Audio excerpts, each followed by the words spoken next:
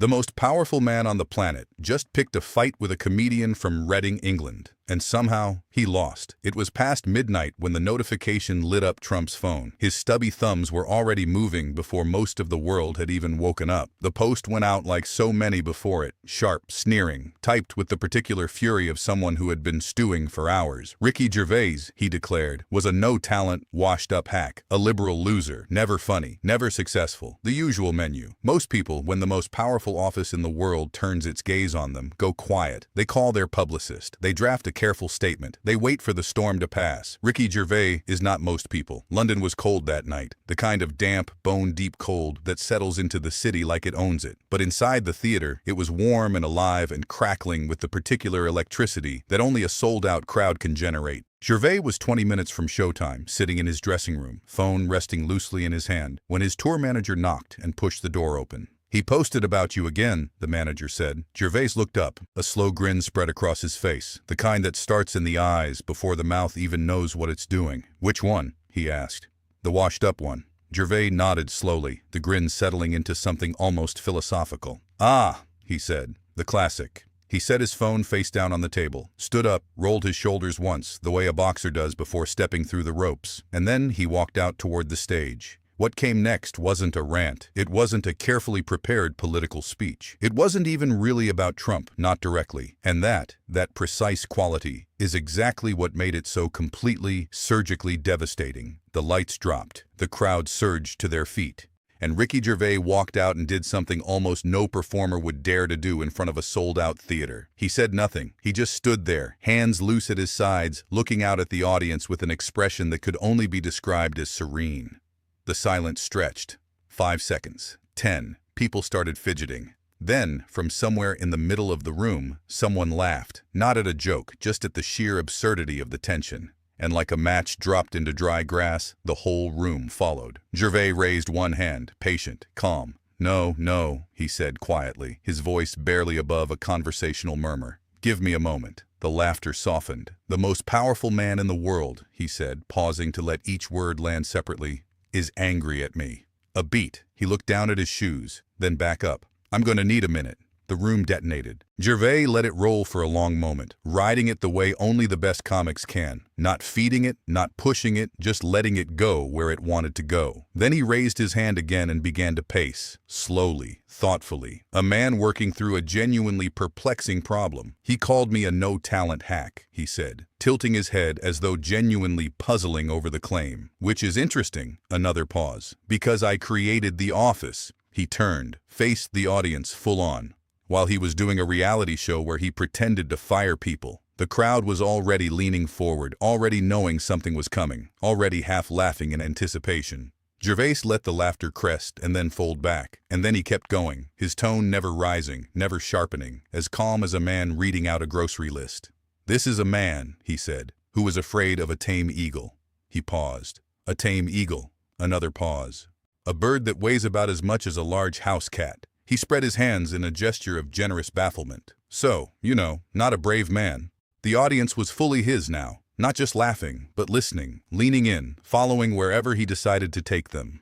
And then he changed gears. He did it so smoothly, so quietly, that half the room didn't even notice it happening, the way the best comedians do, pivoting from funny to something colder and more precise without ever breaking stride or raising their voice. "Here's what I find genuinely fascinating," he said, and the tone shifted just enough. "A man who lives in a gold house." He stopped, looked at the audience. "A gold house." He shook his head with the air of a man still coming to terms with this fact. "Who has spent his entire life, his entire career, his entire identity, telling the world he's a winner, the best, better than everyone, that he wins at everything, always, without exception." He tilted his head. "And the thing," he pointed at himself, "yeah, that keeps him up at night." He let the silence hang there for exactly 2 seconds. "Is me." The theater came apart. Waves of laughter rolling up from the floor, people grabbing the arms of the person next to them, a woman 3 rows back audibly saying, "Oh my God," before dissolving entirely. Gervais stood in the middle of it all, with the beatific patience of a man who has nowhere better to be. When the room finally came back to him, he pressed on, voice still quiet, still utterly unhurried. "I'm not offended," he said. "I want to be clear about that. I'm actually a little touched." A small smile. "I didn't know I mattered that much. My mom would be very pleased." light laughter. But his expression shifted, just slightly, just a fraction. The smile stayed, but something behind it went still. "What I find interesting," he said, "is the pattern." He began pacing again, slowly, hands clasped behind his back. Someone makes a joke. He responds. The joke gets bigger. He responds again. The joke becomes a legend. He spread his arms. He's not fighting comedians. A pause. He's funding them. Backstage, about 40 minutes later, a journalist found him by the side door, still carrying his water bottle, still looking like a man in an unusually good mood. The journalist asked whether the back and forth was a distraction, whether he'd thought about calling his publicist, whether he was worried it might escalate. Gervais considered the question for approximately 1 second. "No," he said, the journalist pressed. "But what if he keeps posting?" Gervais unscrewed the cap of his water bottle, took a slow sip, and looked at the journalist the way a chess grandmaster looks at someone who has just cheerfully walked their king into the center of the board. "Then," he said, "he keeps making me famous." A pause. "I don't see the problem." The clip from that show crossed 30 million views inside 48 hours.